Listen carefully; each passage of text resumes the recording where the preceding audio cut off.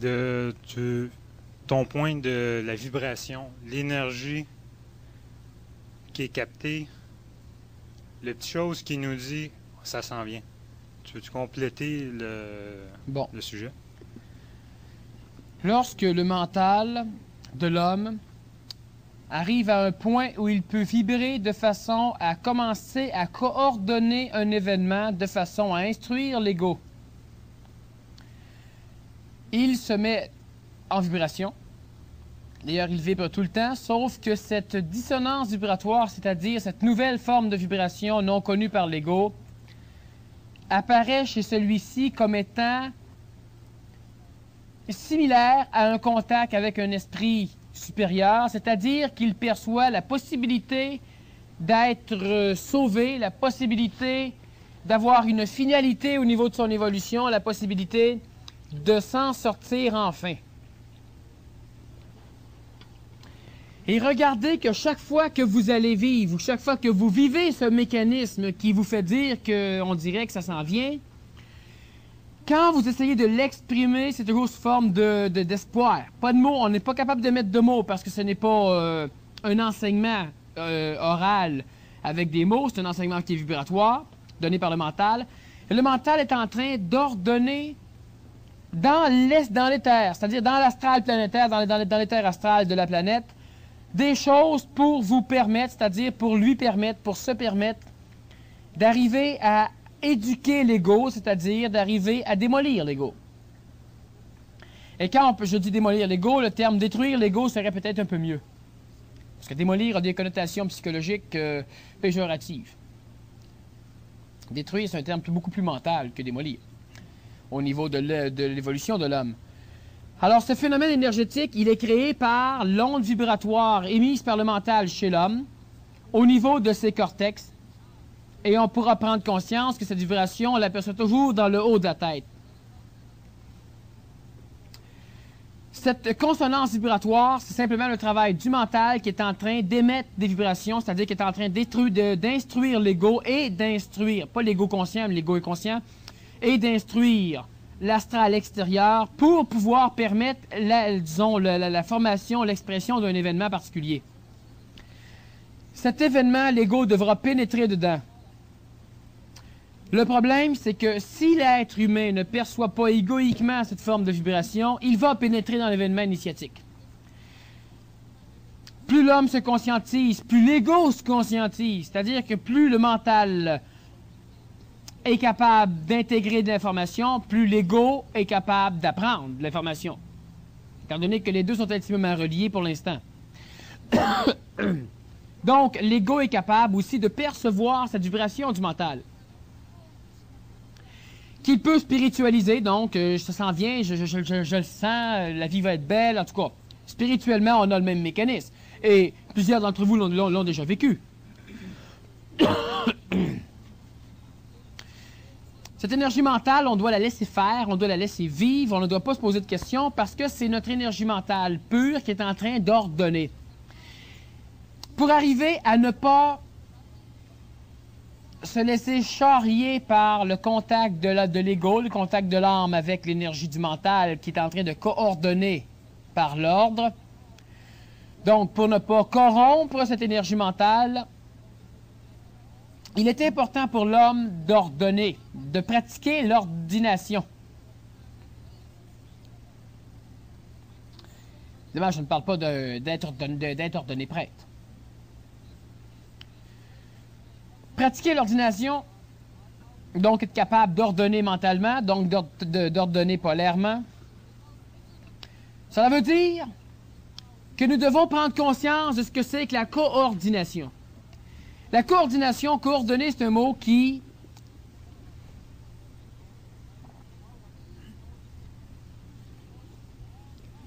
se rapporte au mécanisme écologique. Coordonner, pour coordonner quelque chose, cela nécessite plus qu'une chose. On ne peut pas coordonner l'avance d'une chenille dans le désert.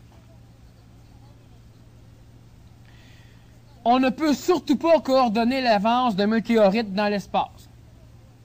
s'il n'y a que le météorite. Parce que dans quelle direction voulez-vous l'envoyer? La direction n'existe même pas parce qu'il n'y a aucun point de comparaison.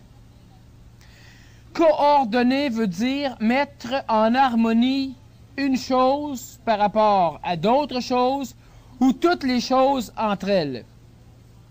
Coordonner, c'est appliquer l'intelligence de l'écologie. Cela veut dire que nous sommes conscients qu'il y a plus qu'un élément et nous voulons nous arranger pour que chaque élément puisse économiser au maximum son énergie tout en accumulant au maximum de l'énergie. Lorsqu'un arbre pousse dans la forêt, si nous lui donnons la possibilité de ne pas avoir à constituer des immenses racines pour aller chercher sa nourriture, donc en le nourrissant, on lui permet d'économiser l'énergie, son énergie. Ce qui va lui permettre de grimper suffisamment rapidement pour pouvoir accumuler de l'énergie. Et c'est le principe même de l'écologie évolutive, qu'elle soit matérielle, qu'elle soit vitale, etc., etc., etc. Coordonner veut dire écosystématiser, premièrement, et deuxièmement, créer l'harmonie dans l'écosystème. Cela veut dire être capable de comprendre, de voir les conséquences de nos actes. Cela veut dire être capable aussi de voir chaque élément qu'il y a dans l'écosystème de façon à créer une coordination. Lorsque l'homme apprend à ordonner mentalement, il apprend donc à ordonner pour coordonner. Alors on va parler, pour que vous compreniez c'est quoi l'ordination mentale, on va parler de vous et de vos problèmes. Lorsque l'homme veut régler ses problèmes, lorsque l'homme... Premièrement, regardez ceci. Si vous n'avez pas le temps de tout faire ce que vous voulez faire, c'est que vous n'êtes pas coordonné. Vous n'êtes pas ordonné. Il n'y a pas d'ordre dans votre vie. Si vous êtes malade, c'est qu'il manque d'ordre dans votre vie, ou bien c'est parce que vous expérimentez des mécanismes pour guérir des maladies. Parce que vous pouvez de temps en temps vous permettre le luxe d'une maladie, pour après ça détruire la maladie, pour ensuite enseigner à quelqu'un qui est malade comment détruire la même maladie. C'est un mécanisme qui se fait. Certaines personnes au niveau du PMC commencent à travailler à ce niveau-là. Et c'est une chose qui doit se faire lorsqu'on est pris à enseigner à un moment donné. Mais c'est autre chose. Lorsque quelque chose arrive dans votre vie et vous fait perdre de l'efficacité, c'est parce que votre vie n'est pas ordonnée.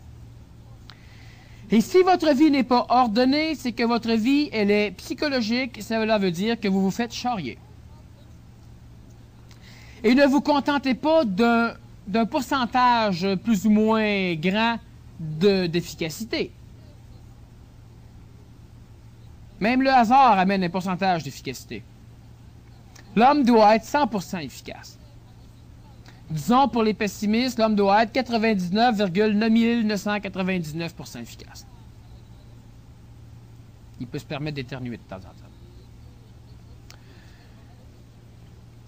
Par quoi devons-nous commencer lorsque nous commençons à ordonner, à mettre de l'ordre? Sachez, en premier lieu, que lorsque l'ordre rentre quelque part, l'astral sort. Maintenant, il y a une différence entre l'homme nouveau, qui va être un homme ordonné, de l'homme ancien, qui est un homme programmé. Et il y a une différence immense. On est sur deux planètes. Celui qui a de l'ordre et qui est efficace parce qu'il est coordonné, parce qu'il a été programmé, c'est un homme ancien. Alors on en a qui se lèvent tous les matins, vont allumer une lumière. On a par exemple l'exemple la plus parfaite de l'efficacité programmée dans des monastères.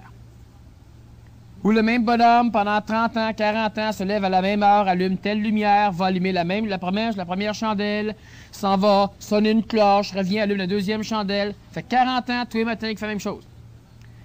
Il n'y a jamais d'erreur. Et ça fonctionne.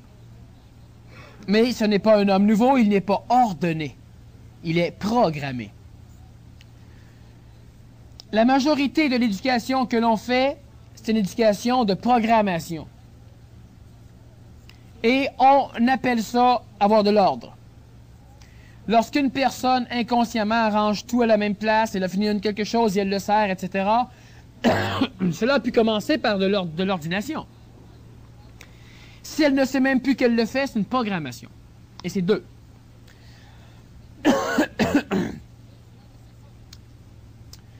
Pour commencer à ordonner sa vie, l'homme doit commencer par s'occuper de lui.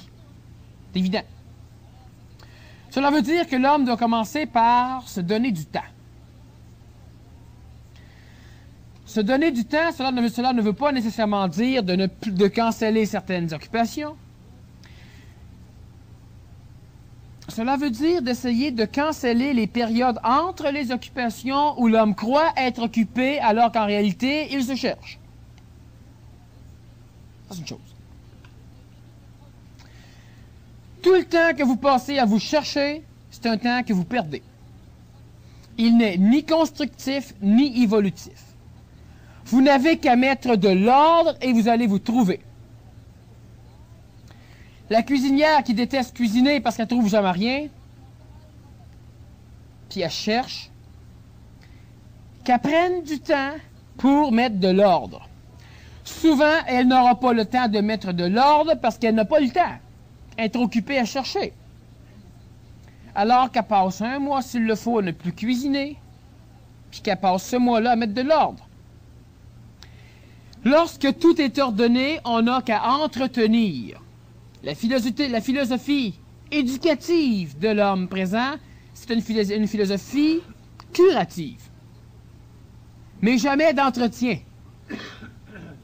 Alors la première chose, curons. Et après, on n'aura qu'à mettre un petit peu d'énergie pour entretenir. Lorsque l'homme...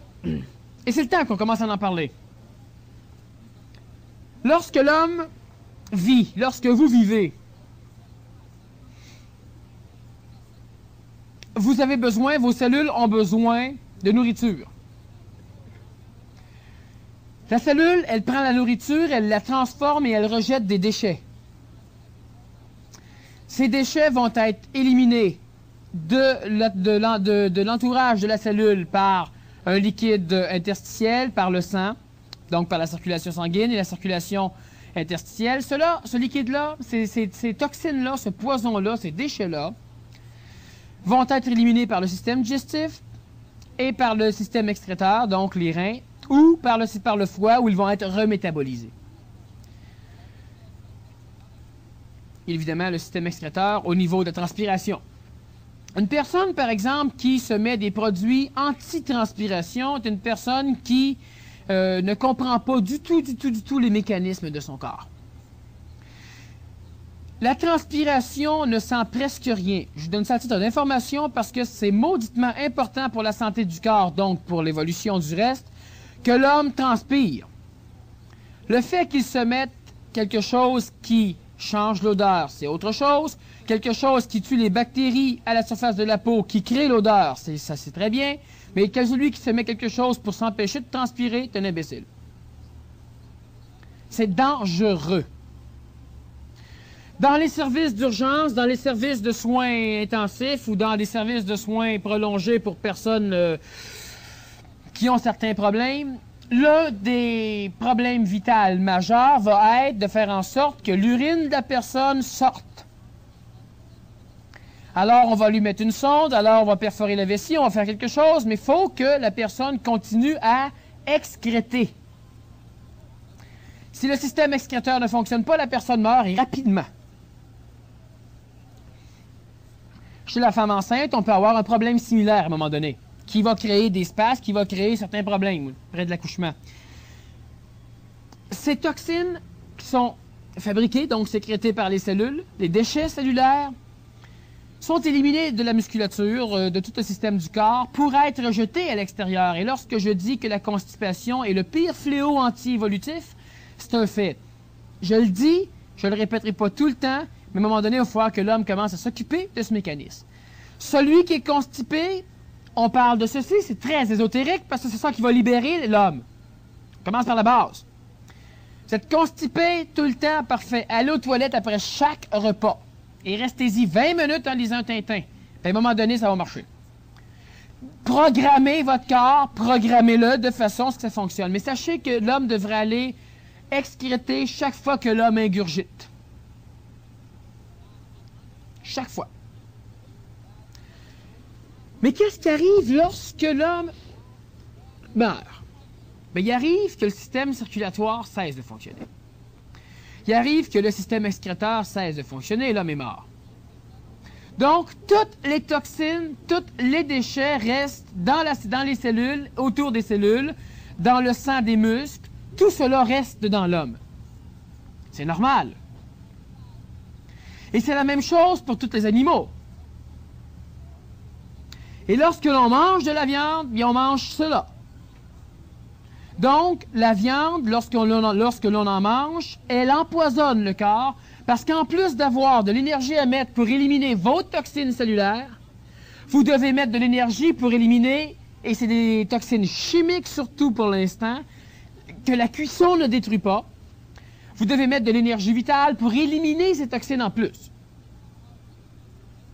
Alors, je ne veux pas créer une philosophie de végétarisme, je vous explique un mécanisme. Je vous explique un principe. Il est temps que vous compreniez ces principes et qu'on commence à se diriger vers un travail de plus en plus authentique vers l'évolution, vers l'amélioration, ce que je préfère. Ça contient tous les corps. Lorsque l'homme mange de la viande, il y a dans le sang est l'un des plus grands conducteurs de l'énergie astrale. Le cœur pompe le sang et on a souvent donné au cœur des valeurs qui étaient presque vraies mais un peu exagérées, surtout dans les tribus primitives. Lorsqu'un homme courageux mourait, on mangeait son cœur, donc on avait son courage. Ou on mangeait son foie. On mangeait les régions qui avaient le plus de correspondance avec le sang. Parce que l'astral de l'homme, si l'homme est courageux, c'est qu'astralement, il a une constitution qui lui permet d'être courageux. En mangeant cela, on a sa vibration. La vibration dure un bout de temps et à un moment donné, elle s'en va, c'est normal. Et c'est pourquoi aussi différentes religions refusent les transfusions sanguines parce que c'est une transfusion de l'âme. L'astral est transfusé par le sang. Donc, la personne qui reçoit une transfusion sanguine reçoit l'âme de l'autre. C'est-à-dire qu'il reçoit les vibrations de l'autre. Les vibrations psychologiques de l'autre. C'est vrai, et totalement vrai. Est-ce que ça devrait empêcher une transfusion sanguine? Non, parce qu'étant donné que vous restez en vie, ce sang va être détruit, les vibrations qu'on a accumulées vont être assimilées aux nôtres, et on redevient nous autres. Donc, c'est pas important, mais ils ont raison de le dire, ils n'ont pas raison de le faire. Lorsque nous mangeons de la viande, nous mangeons les muscles. Rares sont ceux qui mangent les intestins, qui mangent les nerfs, qui mangent le cerveau, ça arrive. Nous mangeons les muscles, la musculature. La musculature qui contient, en plus des toxines, le sang. Les muscles sont rouges parce qu'ils sont énormément sanguins. Beaucoup de sang dedans. Ils sont vascularisés. Et lorsque nous mangeons ces muscles, nous prenons en même temps, et disons au niveau de l'hindouiste, des hindous, on va dire que la personne doit payer le karma de l'animal. C'est-à-dire qu'elle doit démolir l'énergie astrale de l'animal. Qu'elle ingurgite, et c'est vrai. Mais c'est pas ça le gros problème. Parce que la viande, elle a permis à l'homme de créer un corps mental suffisamment résonnant. Résonnant en forme vibratoire. Il y avait une résonance. Maintenant que le mental de l'homme commence à résonner, que le mental de l'homme est suffisamment individualisé pour que l'homme puisse savoir qu'il a un mental et qu'il a une forme astrale, maintenant, il serait temps que l'homme commence à diminuer la viande. Simplement, pas philosophiquement, pas spirituellement, simplement pour éliminer encore plus de toxines chez lui. En plus que la viande a souvent le temps de pourrir dans l'intestin de l'homme, avant d'être rejetée, surtout s'il est constipé, évidemment, ça crée d'autres toxines. Alors, le mécanisme de la viande, c'est que l'homme, en mangeant la protéine animale, c'est à peu près tout ce qu'il ramasse dedans la viande, ramasse en même temps toutes les toxines cellulaires de l'animal, et chaque cellule crée de ces toxines. La plante aussi a des toxines. Les déchets de la plante sont vendus à des prix d'or sous le terme huiles essentielles. Ça, c'est les excrétions des plantes. Ce sont des déchets, ça ne sert pas à la plante. Quand vous sentez une plante, ça sent bon. C'est le déchet que vous sentez. Ça, il n'en a pas de besoin. c'est son déchet. La plante n'a pas besoin... La plante va rejeter de l'oxygène, c'est son déchet. Parce que l'homme a besoin aussi. L'homme rejette du gaz carbonique, ça la plante n'a besoin. Lorsque nous mangeons des cellules de plantes, il n'y a pas ce phénomène de toxicologie relié à la mortalité de la plante. Surtout que la plante ne meurt pas, la plante va mourir en étant assimilée par l'homme. C'est-à-dire qu'en réalité, la plante ne meurt jamais lorsque l'homme la mange vivante. L'énergie vitale de la plante est simplement assimilée par l'homme et la vie continue. Chez l'animal, lorsqu'il est tué, la vie le quitte. Et ce que nous mangeons, nous devons le revitaliser par la digestion pour qu'il ne pourrisse pas trop rapidement, de façon à ce qu'on puisse l'assimiler. Manger juste des carottes, c'est pas bon. L'homme a besoin de tout un régime alimentaire qui est extrêmement grand. Présentement, c'est en PMC5 que le travail sur la nourriture débute. Maintenant, il y a de fortes possibilités qu'on l'intègre à partir de PMC3 prochainement. Parce que c'est très important. L'homme pourra manger de la viande, l'homme doit simplement savoir d'une façon correcte, intelligente, ce qu'il fait lorsqu'il mange de la viande. Et pas avoir du dégoût. Il l'a fait depuis qu'il est au monde. C'est pas parce que tu le sais que c'est différent. Sauf que l'homme qui en a conscience va finir facilement par transformer son régime alimentaire. Pas en adoptant une philosophie, en pouvant dire ce qu'il fait. Moi, je suis végétarien parce que ça fait évoluer plus vite. Parce qu'on est moins violent quand on est végétarien. Ouais, ben c'est pas ça pantoute. Si vous le faites, sachez ce que vous faites.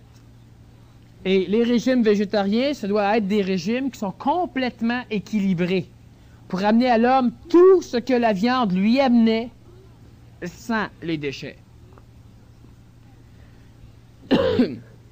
Alors, vous pouvez vous informer là-dessus, mais c'est le début. Mettre de l'ordre, commencer par, je l'explique, mettre de l'ordre, commencer par éliminer les pertes de temps où l'on se cherche. L'homme qui prend énormément de temps à réfléchir perd son temps parce que l'homme doit vivre. Celui qui se cherche ne vit pas, il se cherche. Mettre de l'ordre pour avoir plus de temps. Et si vous avez plus de temps et vous ne savez pas quoi faire, dormez.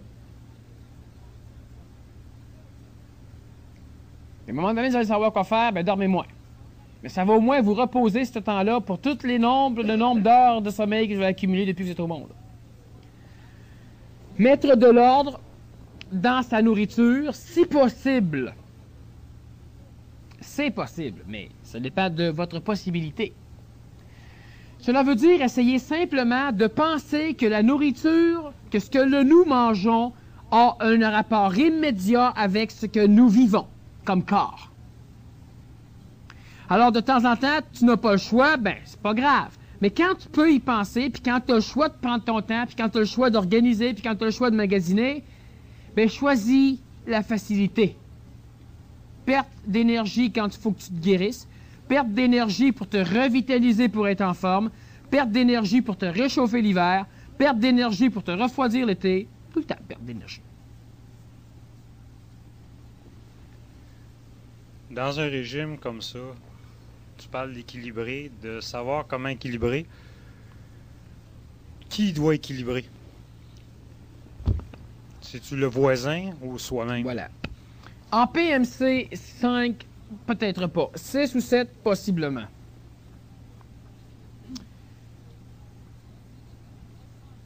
Moi, je suis capable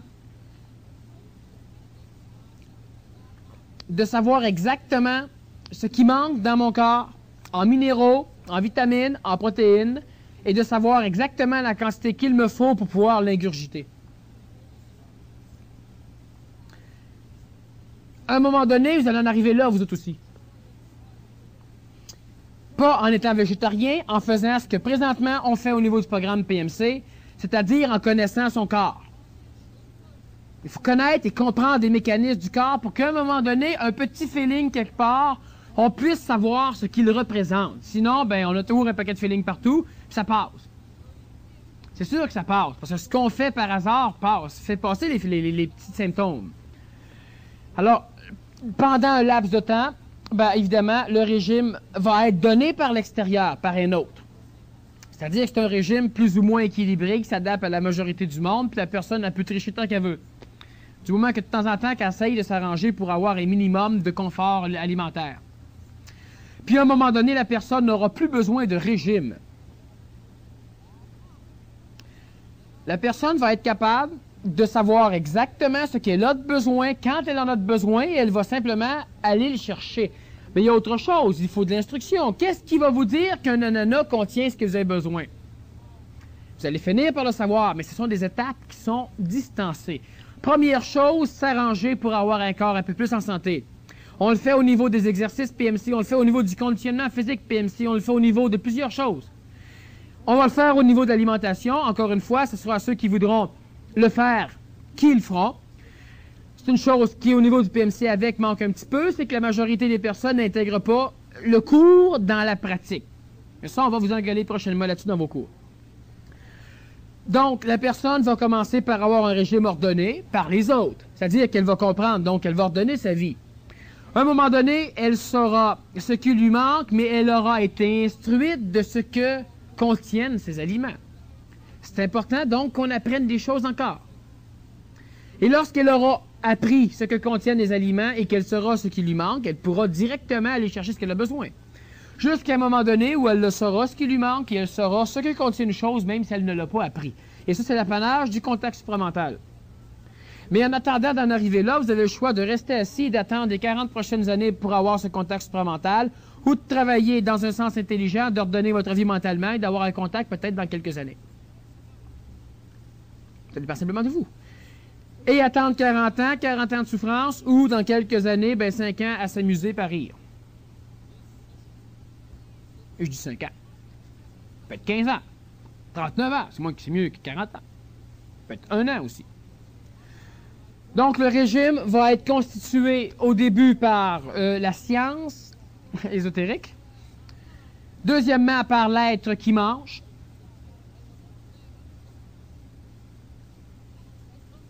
Et puis par l'extérieur. Lorsqu'on ordonne, doit-on essayer d'ordonner aux autres? Ou si le travail d'ordonner s'ordonne juste par rapport à soi? En posant cette question, tout le monde vient d'avoir une réponse. Tout le monde a eu comme réponse, ben non, c'est à soi qu'il faut ordonner. Le gros dilemme là-dedans, c'est que dans l'ésotérisme, il y a le paradoxe. Le paradoxe, c'est tout à fait de l'ésotérisme, c'est-à-dire que rien n'existe parce que tout existe. Alors effectivement, l'homme essaie d'ordonner tout le monde. Ça marche pas. Alors l'homme va s'ordonner lui-même. Et là, il va découvrir qu'en s'ordonnant lui-même, il ordonne tout le monde, et que là, ça marche. Parce qu'on doit s'ordonner de façon à créer un harmonique. On doit s'ordonner de façon à coordonner. Cela nécessite donc l'implication de plusieurs éléments. Vous allez ordonner les plusieurs éléments de votre corps, de votre vie, donc automatiquement, vous allez aussi ordonner à l'extérieur. Lorsque nous disons, par exemple, de ne pas jeter vos perles au pourceau, c'est d'ordonner l'extérieur. Comment? Ordonnez-vous, vous autres. L'homme ne sait pas dire non. Et c'est une des plus belles cochonneries de la psychologie sociétaire. On dit oui à tout. Même quand ça ne nous tente pas, même quand on ne peut pas. Alors l'homme, en s'ordonnant, place l'extérieur à sa place. Mais pas parce qu'il veut placer l'extérieur à sa place, je répète bien, que vous devez vous ordonner. Mais ça va automatiquement ordonner l'extérieur, puis si vous ordonnez l'extérieur, ça ne vous ordonnera pas vous autres. Puis ça ne fonctionnera pas tellement bien.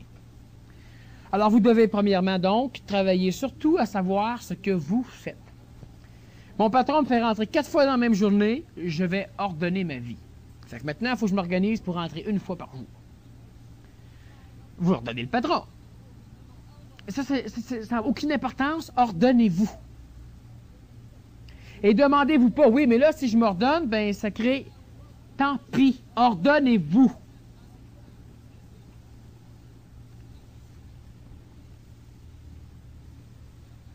Tout à l'heure, quand tu parlais de mécanisme, soit du régime ou n'importe quel mécanisme, souvent on utilise le mot saisir, le mot voir, connaître, savoir, la compréhension des mécanismes. Ça amène à quoi? C'est plusieurs mots. Ces mots-là, qu'est-ce qu'ils veulent dire? Bon, il faut arrive à s'entendre sur ces mots. La langue française, elle recèle de mots extraordinaires qui définissent, mais qui définissent mauditement bien un phénomène.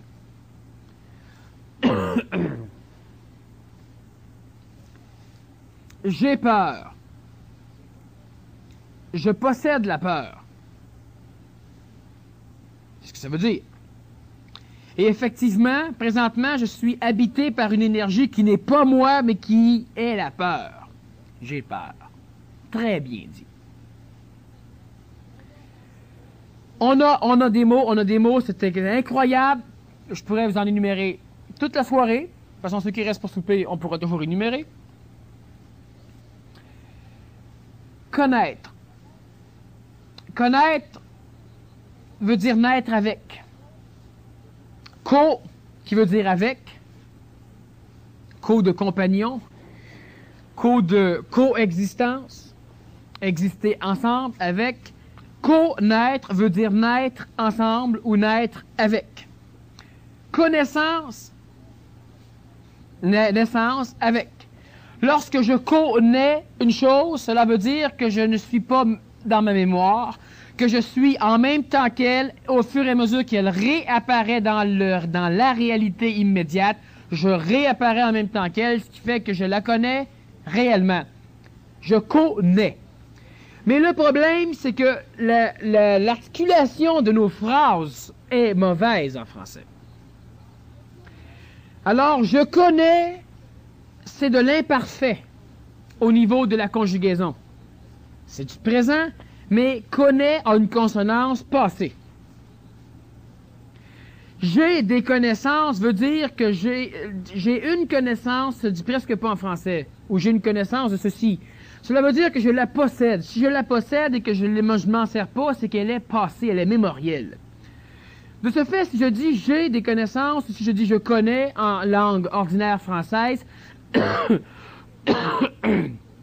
cela veut dire que je l'ai connu, que je suis venu au monde avec à un moment donné.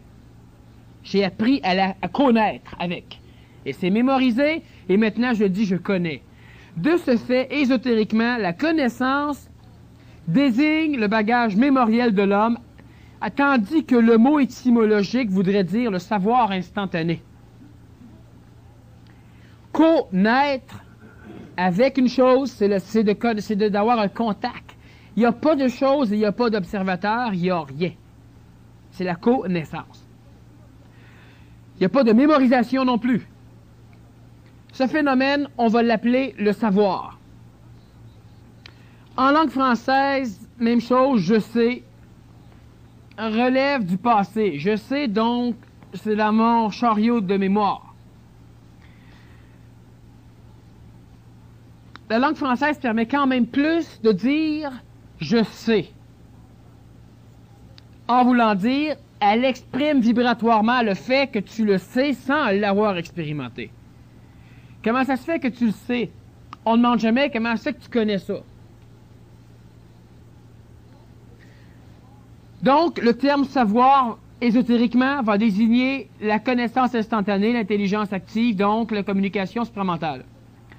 Le phénomène de la connaissance va donc désigner, malgré son étymologie, va désigner quand même le phénomène expérientiel, le phénomène de bagage, la mémoire.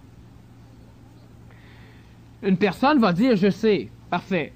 Mais lorsque, à un moment donné, nous parlons du savoir, nous parlons du contact supramental, nous parlons de la connaissance instantanée, inexpérimentée. Et lorsque nous parlons de la connaissance, nous parlons de l'expérience. Donc, le mémoire. Expérimenté. Les autres mots, c'était? Le saisir, ça semble... ça s'approche de la compréhension.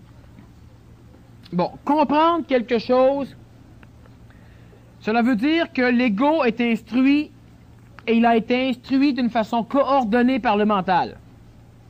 Je comprends.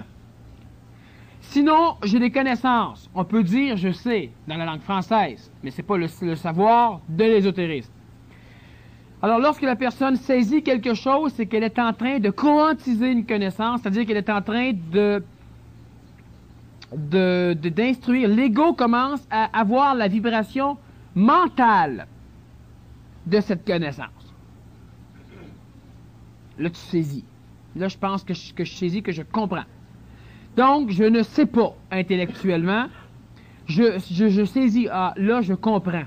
C'est que l'ego commence à percevoir, à mémoriser, à enregistrer la réplique vibratoire mentale d'une connaissance. Tu as appris beaucoup de théories, mais tu n'as rien compris.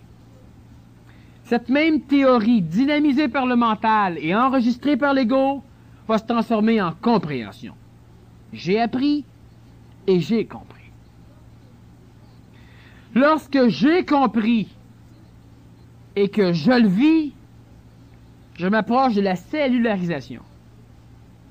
Et lorsque je me fous d'avoir compris, je suis la pratique totale, je suis fusionné planétairement. Donc, je sais ou le savoir, même chose, je saisis, c'est lorsque la réplique mentale d'une connaissance intellectualisée ou apprise commence à transformer la connaissance pour que la réplique énergétique mentale s'y incruste. Je saisis, et lorsque je comprends, c'est lorsque c'est mémorisé, mais mentalement par l'ego. D'autres mots? Disons, j'ai un mot, je trouve, qui est utilisé souvent par le monde, mais j'ai pas l'impression que le monde savent quoi qu'ils disent avec ce mot-là. C'est conscientiser ou tous les mots qui s'accompagnent à ça. La conscientisation d'une connaissance par l'événement, c'est l'initiation. Conscientiser, cela veut dire plus que comprendre. La compréhension, c'est lorsque l'ego est instruit par l'énergie mentale d'une chose. Je comprends. Lorsque je comprends, mais cette compréhension est limitée à ma tête. La conscience dépasse largement le plan de la tête. C'est-à-dire que je comprends. Et je peux raisonner ma compréhension pour comprendre plus. La conscience, je ne peux pas la raisonner. La conscience, une compréhension instantanée, c'est un savoir limité. Lorsque nous parlons de conscientisation. La conscience totale, c'est un savoir total. Mais la conscience chez l'homme, c'est quand même un savoir qui est limité. Lorsque l'homme dit « oui, ça j'ai conscience de ce phénomène-là », mais ce que je veux dire, on ne parle pas de la conscience. Il veut dire qu'il a perçu ce phénomène. Lorsqu'il l'a perçu, il l'a sans doute perçu parce qu'il en a eu conscience, on parle de la conscience. La conscience ne peut pas être mémorisée parce que là, c'est une compréhension. À prendre conscience ou conscientiser, c'est lorsqu'on est capable, sur le même moment, de voir plus qu'une chose en même temps et de voir tous leurs liens ensemble sans que cela nous trouble. Le seul trouble qu'il peut y avoir, c'est dans l'ego, où à un moment donné, on voit plusieurs choses en même temps et on s'en empare, donc on détruit l'état de conscience et là, on peut triper sur notre illumination. Donc, la conscientisation, c'est lorsque l'homme est capable de grandir son champ de conscience, il se conscientise. La compréhension, c'est lorsque l'homme est capable d'augmenter ses capacités ou son bagage compris. Lorsque nous parlons de conscientisation, nous voulons donc dire qu'à un moment donné, d'ailleurs, le travail PMC, c'est ce que ça devrait donner, une conscientisation, étant donné qu'on vous force à agrandir votre conscience physique par une écoute auditive sélective, par une écoute oculaire sélective et encore plus forte, par une écoute gustative, et ça on va voir ça au niveau de l'alimentation, plus forte, par une écoute tactile, par une écoute vitale, où à un moment donné on est capable de faire plusieurs choses au niveau de l'énergie vitale, c'est-à-dire qu'une conscience vitale plus grande est capable de vous dire s'il y a des habitants dans une maison, est capable de vous dire ce qui se passe à travers les murs, pas parce que c'est intéressant au niveau de l'ego de savoir ce qui se passe au bord des murs. On a des yeux et on s'en sert, c'est intelligent, parfait. On a une énergie vitale et on devrait s'en servir avec, ça serait intelligent aussi. L'état de conscience augmente. Ma conscience physique s'arrête aux limites matérielles. Ma conscience vitale dépasse largement les limites matérielles et va s'arrêter aux limites vitales. Ma conscience astrale dépasse largement les limites vitales et va s'arrêter aux limites planétaires, aux limites astrales. On n'a pas de conscience astrale encore, on est dans l'astral, on n'a pas conscience de l'astral. L'adolescent n'a pas conscience d'être un adolescent, il est dans l'adolescence. La conscience mentale dépasse largement le cadre planétaire et la conscience supramentale, une conscience qui est galactique. Donc, conscientiser quelque chose, c'est d'être capable de voir plus qu'une chose, le point de vue grandit. Exactement comme si vous montez dans un hélicoptère, vous voyez une montagne, et au fur et à mesure que vous montez, que vous vous éloignez, vous voyez l'ensemble de la montagne. Voyant l'ensemble de la montagne, vous continuez à raisonner la montagne, mais vous la comprenez au complet. Vous ne pouvez pas raisonner sur la conscientisation, mais vous êtes capable de voir différents points de vue sans que cela ne vous trouble. Et lorsque vous raisonnez mentalement, c'est un point de vue à la fois qui doit passer. Alors la conscientisation, c'est donc plus que la compréhension, mais c'est quelque chose qui ne se mémorise pas. C'est-à-dire que lorsque vous l'avez mémorisé, ce n'est pas de la conscience. La conscience elle-même, l'état vivant de conscience, n'est pas un état sur lequel on peut revenir. Sur ce quoi on revient, c'est la trace laissée dans l'ego, dans la mémoire. C'est de la conscientisation. L'intégration, tout à l'heure tu as parlé que l'intégration devait être cellulaire. Au niveau de l'intégration, si j'intègre, j'ai-tu un plafonnement au niveau de la cellule? Non. Cellularisé, tu vas être capable d'intégrer cellulairement jusqu'à un point tel où ta cellule va connaître l'énergie mentale. De cette façon, le mental va pouvoir prendre possession complètement du corps physique. Donc, le mental va diriger le système endocrinien, le mental va diriger le système nerveux, le mental va diriger tout ce qui a à être dirigé. Et le mental a cette habitude, disons, ce privilège, cette formation de laisser faire ce qui est intelligent. Le corps physique étant relativement intelligent parce qu'il est régi par l'instinct, et l'instinct est très intelligent, tant que ce n'est pas un instinct psychologique, on parle de l'instinct physique, et automatiquement, le corps va être capable de s'autogérer. Une fois que les cellules ont accepté l'intégrité énergétique mentale, ils n'iront pas, pour l'instant, chercher une cellularisation supramentale. Cela n'empêchera pas l'homme, le corps mental de l'homme, qui sera totalement libéré de l'ego, parce que l'ego manipule le corps mental par l'intermédiaire du corps physique. Donc, lorsque le corps physique est désassujetti de l'ego, de l'astral, le mental est totalement libre. Lui va s'ajuster avec l'énergie supramentale. Et lorsque l'énergie supramentale sera suffisamment puissante chez l'homme, encore une fois, il y aura une cellularisation qui sera totalement facile et qui énergisera les cellules à un point tel que l'homme transparaîtra au niveau de son aura d'une façon relativement luminescente. Alors, les cellules ne plafonneront jamais. C'est l'ego qui plafonne.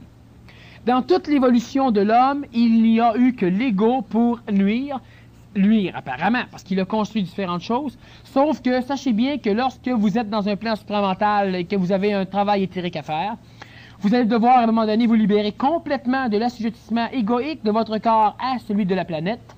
Et lorsque cela est fait, la fusion avec l'énergie bouddhique se fait très rapidement, avec l'énergie divine très rapidement, et on s'en sort. L'énergie supramentale, c'est pas la fin, mais tout le reste, c'est facile. Très rapide, non souffrant et très facile. Le problème, c'est que l'homme doit arriver une fois qu'il est en contact supramental, une fois qu'il a un corps supramental, une fois qu'il travaille dans le domaine de l'éther, l'homme doit arriver à se libérer physiquement de la connotation qu'il a avec l'énergie astrale planétaire. Et présentement, sur la planète Terre, il n'y a pas encore un seul homme vivant qui est arrivé à se libérer totalement de l'énergie astrale planétaire. Il n'y en a pas. Alors, vois-tu, il y en a qui vont y arriver d'ici 2 ans, et après d'ici 3 ans, et avant ça, il n'y en aura pas. Et présentement, il n'y en a pas. Donc, les cellules ne nuisent pas. C'est l'ego qui nuit pour l'instant, mais qui a été utile. Dans un terme plus physique, quand tu parles de l'intégration cellulaire, au niveau de la cellule, ça impliquerait-tu automatiquement une mutation au niveau des gènes, au niveau que ça reste marqué? Ça ne peut pas faire autrement. La cellularisation va faire en sorte que le corps physique, lorsque le mental est connu par chaque cellule du corps, les cellules du corps émettent et sécrètent des choses en rapport avec l'harmonique mentale. L'harmonique mentale économise l'énergie. Il est écologique, il est inconséquentiel, et automatiquement, les cellules ne sécrètent plus ce qu'il faut pour permettre à la psychologie grouillante de l'ego pour pouvoir s'exprimer. Donc, automatiquement, la personne, elle est calme, non pas par philosophie, par constitution physique. On a des hyperactifs qui sont constitués physiquement pour être hyperactifs, et leur psychologie s'exprime par ça. Et lorsqu'on a une personne qui est constituée physiquement pour être calme, elle est calme. Je ne parle pas d'une hypothyroïdie. Et lorsque un être calme biologiquement se marie ou enfante plutôt avec un être calme biologiquement, cela crée un enfant calme biologiquement. Maintenant, on a toujours, disons que la première fois, on a tout un phénomène au niveau de la génétique. Ça peut prendre 2-3 générations et on a le résultat parfait. Parfait. De ce calme biologique. Or, tout ce qui est cellularisé se transmet par la génétique à la condition de ne pas être tari par le mélange des gènes.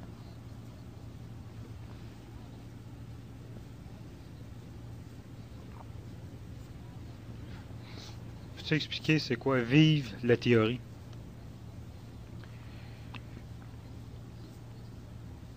Ça, on va revenir là-dessus dans les cours.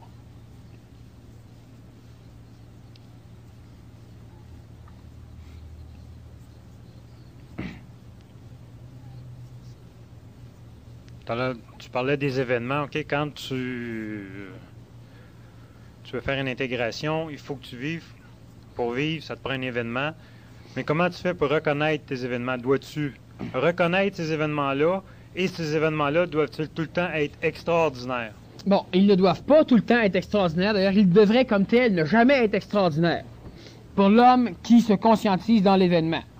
Maintenant, extérieurement, ça peut être un événement qui paraît extraordinaire pour l'ego, comme il peut être un événement qui paraît banal pour l'ego. L'événement est un événement.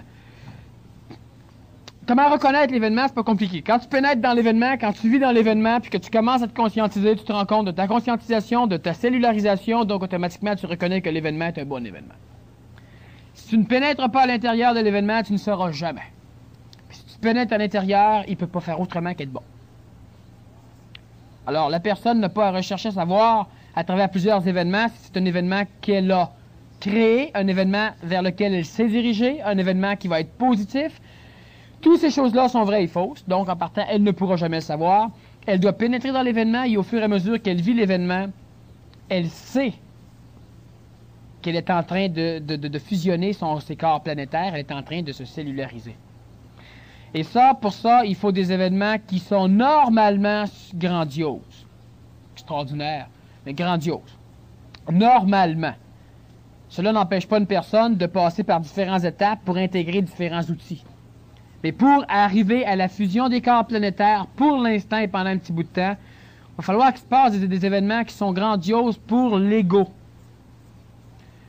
Cela veut dire qu'une personne qui a fait la guerre pendant 15 ans ne sera sans doute pas cellularisée pendant tant de guerre. Parce que pour l'ego, c'est un événement normal et imbécile. Une personne un pompier par exemple, qui vit dans le feu régulièrement, c'est pas un incendie qui va le cellulariser. Or, l'événement grandiose dépend de la vie du vécu de la personne. Un événement qui peut paraître grandiose pour l'ego. Certaines personnes pourraient intégrer certaines connaissances lorsqu'ils vont coucher. La première fois, c'est un événement grandiose pour l'ego. Alors, quand on parle d'événements grandioses, il faut faire attention. Je ne parle pas juste d'Apocalypse. L'Apocalypse, c'est pas nord, hein? C'est plus tard. L'événement, le temps de l'événement doit-il être long, court, moyen ou... Le temps de l'événement pour permettre la cellularisation, c'est un temps qui sera relativement court et relativement long. Cela veut dire que ça dépend encore de la psychologie des individus, mais c'est un temps qui doit quand même s'échelonner, si possible, au-delà de 3 jours. Pour la simple raison que lorsque la personne commence, il y a la cellularisation ou l'intégration radicale et instantanée ne se fait que sur certaines rares personnes. Alors évidemment, on parle d'une collectivité qui se conscientise, parce que c'est permis. On s'est toujours occupé des élites. Le premier moment où il y a conscientisation, où il y a intégration, où il y a cellularisation, donc où il y a initiation cellulaire, la personne, certaines parties de son corps intègre. Et lorsque tout est intégré, cela peut se faire en 1 heure, en 15 minutes. Lorsque tout est intégré, rien n'est cristallisé. La fusion n'est pas complétée, la fusion est maintenant possible. Alors que quelques heures avant ou quelques minutes avant, la fusion était impossible. Parce que pour fusionner, il faut intégrer toutes ces connaissances. Pour faciliter l'intégration, il faut parvenir à finaliser nos réincarnations, mais ce n'est pas une chose qui est sine qua non, pas une chose qui est nécessaire. Absolument. Par contre, c'est nécessaire absolument d'intégrer toutes nos connaissances de façon à vivre dans la vie par la vie. Lorsque cela est fait, la fusion peut commencer et seule la fusion va cristalliser l'intégration. Donc, si cela ne dure pas suffisamment longtemps, l'ego va arriver lentement à ressurgir, même tout est parfait, mais l'ego ressort, il va commencer à briser la petite coquille qui est en train de se créer, ce qui fait qu'après un certain temps, toute l'énergie que la personne a ramassée s'estompe lentement, digérée par l'ego, et la personne va s'en sortir avec un merveilleux souvenir, avec plus de puissance qui va encore s'estomper dans le temps. Et 10 ans après, elle n'a jamais vécu ça. Elle ne pourra même pas être sûre, elle va penser qu'elle rêvait.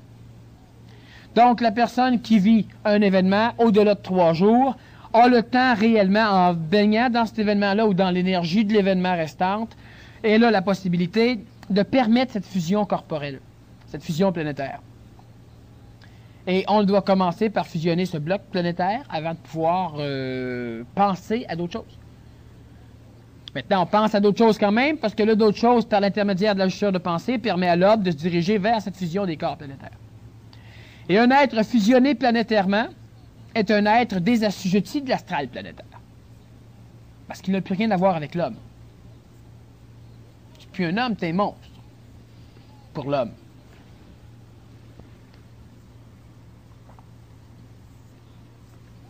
Autrement dit, si j'atteins une certaine fusion lors de l'événement, donc je vis mon événement, après l'événement, même en souvenir, même si l'événement, c'est pas considéré... Il n'y a pas de souvenir dans l'homme qui conscientise ses corps. Il se fout royalement, il a intégré, il est plus que joyeux, il est prêt à rien et à tout. Je ne veux pas élaborer là-dessus parce que je vais créer des précédents psychologiques, des précédents de l'astral, des désastres, des désastrales. L'homme qui se rappelle un événement, l'homme qui peut triper sur l'événement, c'est un homme qui est en train d'éteindre le feu, qui serait en train de le cellulariser. C'est fait, parfait. Continue à vivre l'instantanéité présent, parce que sinon, ton 3 jours ou ton 15 jours que tu passes dans l'événement, tu ne le passes pas, parce que tu passes 15 jours ou 14 jours dans le premier jour. Plus que tu apprends des choses, plus que tu cellularises, plus tu reviens dans le passé pour aller voir et prendre conscience de tout ce qui se passe. C'est pas ça qu'il faut que l'homme fasse. Il faut que l'homme passe. Il faut que l'homme ne revienne jamais en arrière. Il faut que l'homme ne regarde jamais en arrière. Sinon, l'homme va devoir recommencer plus tard. Alors donc, il n'y a pas de mémorisation. Ça, c'est mauditement important. C'est un phénomène que je vous parle présentement parce que plus tard, vous allez avoir à le vivre. C'est sûr que présentement, ça peut vous toucher. Ça peut ne pas non plus vous toucher complètement. Et vous devez apprendre ce genre de choses pour que quand cela va arriver, que vous soyez prêts à vivre. Avant que l'homme entende parler d'un fantôme, ben, les fantômes existaient. Mais le premier qui n'a vu un fantôme, il n'a pas grimpé des rideaux, il a traversé tous les murs des maisons de la ville. Parce qu'il n'avait pas appris. Sa psychologie, son ego n'était pas prêt à voir ce genre de choses. Présentement, si nous vous disons que tout peut exister, ça ne vous dit rien, parce que le tout n'existe pas dedans votre psychologie. Mais lorsqu'on apprend certaines choses, aussi banales soient-elles que nous y croyons ou non, mais lorsque cela se présente devant nous, on peut se permettre de réagir d'une façon plus efficace. Parce que c'est quelque chose au moins qu'on connaissait. Parce que l'ego, quand il ne connaît pas, il a peur même avant même de connaître. Alors, je vous en parle parce qu'à un moment donné, ça va vous arriver. Il y a des choses qui vous sont déjà arrivées sans doute pour certains. Et ça explique des choses et ça va expliquer des choses après parce que votre mémoire va vomir dedans votre conscience des mécanismes lorsque cela va vous arriver.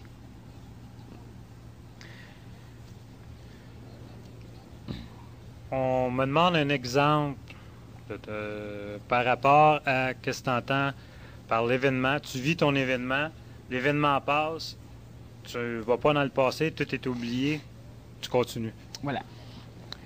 Je vais répondre à la personne. J'espère qu'elle va être capable de suivre parce qu'il faudrait qu'elle imagine certaines choses. L'événement peut être représenté par un immense couloir d'énergie. Un couloir qui a, par exemple, 1 000 de long par 15 pieds de large et par 15 pieds de haut. Toi, tu es en avant, tu marches sur le chemin de ta vie. L'événement, on pense qu'il arrive toujours par en avant, il arrive toujours par en arrière, la preuve, l'homme, ça n'attend jamais. L'événement, donc, ce couloir énergétique d'1 000 de long, arrive et te rentre par le dos. À l'instant même où il te frappe, tout ce que tu fais commence à être déformé, il y a un événement qui change ta vie. Ça t'empêche de faire ce que tu voulais faire. Tu n'es plus dans ton couloir, tu es dans ce couloir de l'événement. Tu fais un pas à côté et tu sors de l'événement. Et là, tu peux dire, tu peux te remémorer ce que tu as vécu, tu peux faire plusieurs choses dans ce que tu as vécu pendant que tout l'événement continue à se poursuivre. Comme tout à l'heure, on parlait des Québécois qui ont appris le camp du Mexique sans venir ici. C'était parfait qu'ils fassent ça, il n'y avait rien à faire là. Mais s'ils seraient restés là, dans l'événement aurait continué à les transformer. L'expérience extraordinaire qu'ils ont vécue et qu'ils vont dire avoir vécu dans 6 mois, 1 an, là c'est une expérience terrifiante, mais ça va être une expérience extraordinaire plus tard, est réduite parce qu'ils ont quitté pour pouvoir mémoriser. La deuxième forme de ce couloir, on va revenir là-dessus. Vous êtes dedans et ce couloir passe, vous transformant, vous énergisant, vous instruisant, faisant tout. Vous devez être capable de ne pas souffrir. Et souffrir l'événement, cela veut dire avancer avec l'événement et rester continuellement dedans l'événement. C'est-à-dire